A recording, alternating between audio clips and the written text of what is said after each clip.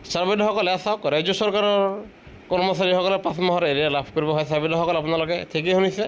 এই ক্ষেত্ৰত আমি আপোনালোকক এখন জাননী দেখুৱাবলৈ ওলাইছোঁ। এয়া চাব, ডেটটো চাবলৈ যত্ন কৰিব। এয়া চাব ওপৰত সৌপিনে 6 তাৰিখ 7 মাহ 2026 তাৰিখ, আৰু য'ত কোৱা হৈছে যে বিশেষকৈ এয়া চাব ছাবজেক্টটো payment of dearness allowance to the Assam judicial service revise rate effective from 1/1/2026। মানে আমি ক'বলৈ ওলাইছোঁ যে চৰকাৰ একেখন, অসম চৰকাৰৰ অধীনৰ যি আমি অন্যান্য কৰ্মচাৰীসকল আছে, নিয়মীয়া কৰ্মচাৰী অন্যান্য আছে, তেখেতসকলে যি 2% মৰগীয়া বৃদ্ধি হোৱাৰ ফলত 60% লাভ কৰিব, কিন্তু কোনো 5 মাহৰ এৰিয়াৰ দিয়াৰ কথা উল্লেখ নাই।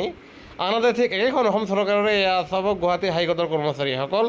এই গুৱাহাটী হাইকোৰ্টৰ কৰ্মচাৰীসকলে কিন্তু 1 জানুৱাৰীৰ পৰা তেখেতসকলে 5 মাহৰ এৰিয়া লাভ কৰিব। একেখন চৰকাৰৰ যদিহে গুৱাহাটী হাইকোৰ্টৰ কৰ্মচাৰীসকলে 5 মাহৰ এৰিয়া লাভ কৰে, কিন্তু অন্যান্য কৰ্মচাৰীসকলে তেনেহ'লে কিয় তেওঁলোকে 5 মাহৰ এৰিয়া লাভ নকৰিব? তেনে ক্ষেত্ৰত আমি চৰকাৰক অনুৰোধ জনাইছোঁ যাতে গুৱাহাটী হাইকোৰ্টৰ কৰ্মচাৰীসকলৰ দৰে অসম চৰকাৰৰ অন্যান্য কৰ্মচাৰীসকলকো যাতে এই 5 মাহৰ এৰিয়াৰ টকাটো প্ৰদান কৰে।